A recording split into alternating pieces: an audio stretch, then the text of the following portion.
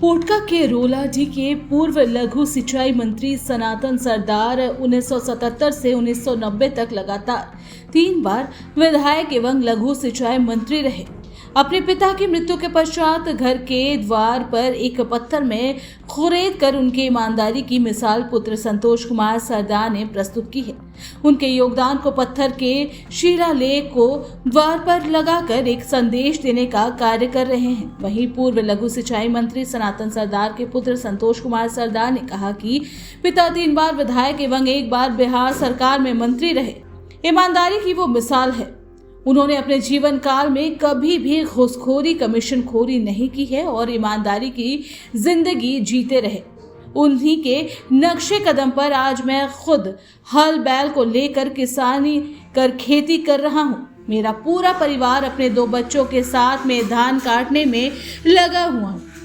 उन्होंने कहा कि मेरे पिता की ईमानदारी पर मुझे गर्व है। आज के नेता विधायक मंत्री के घर पर इनकम टैक्स, सीबीआई, ईडी आदि के छापे पड़े हैं, मगर हम आज चैन की नींद सो रहे हैं। उन्होंने कहा, मुझे दुख है कि मेरे पिता की मृत्यु के पश्चात किसी ने भी सुध नहीं ली। मैंने ITI अप्रेंटिस एवं ISC की डिग्री लेने के बाद भी मुझे नौकरी नहीं मिली, जिसके बाद मैंने किसानी का रास्ता चुना और आज मैं कृषि से सुखी हूँ।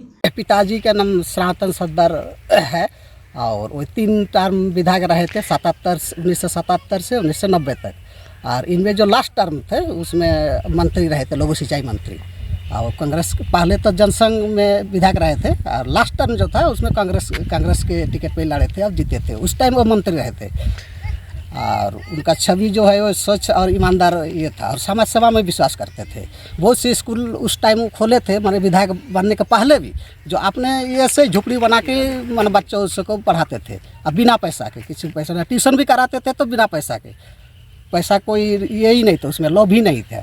और उसी ईमानदारी के चलते अभी हम लोग ईमानदारी पूर्वक खेती बाड़ी करके जीवन यापन चलाते हैं और इसी से खुश है। मतलब इसमें कोई लोन फंड भी नहीं है और कोई अभी जैसे अब चल रहा, चारों तरफ रेट चल रहा है, ये चल रहा है आपका आयकर विभाग का छापा ऊपर चल रहा है। अभी कुछ भी नहीं, हम लोग कोई मतलब टेंशन में नहीं, इसी में हम लोग पूरा खुश ही है। और सरकार के कोई तो इसे अभी तक हम लोग को कोई सुविधा भी नहीं मिला है। कोई मिलने आता है आपसे नेता विधायक? नहीं, कोई मिलने अभी तक तो नहीं है। वही उस टाइम का जो नेता था वो तो अपने ईमानदारी एवं सच छवि के जाने जाते थे और शिक्षित भी थे, एक्चुअली शिक्षक थे। और शिक्षक का उसमें उसी का प्रभाव पड़ा पूरा राजनीतिक जीवन में।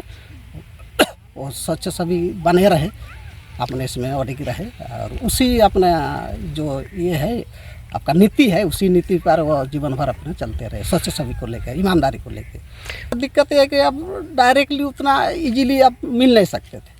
और उस टाइम का ये थे कि वो ये तो जानते हैं, सभी लोग जानते थे, बहुत ही सिंपल आदमी है, ईमानदार आदमी, कोई भी बिना रोक टोक, बिना हिचक के ही वहाँ चल जाते थे। और उसका यही एक ये था, बोले ना कि समाज सेवी था कि हर टाइम अपने पॉकेट में आपका स्टाम्प और ये लेके चलते थे, पेन।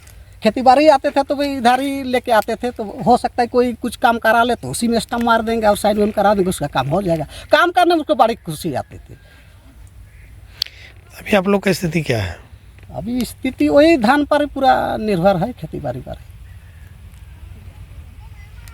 मैं ISC पास स्टूडेंट हूँ और ITI की हूँ फिटर से, ये चाईबासा से ही, और अप्रेंटिस की हूँ मूवहंडर SCL से।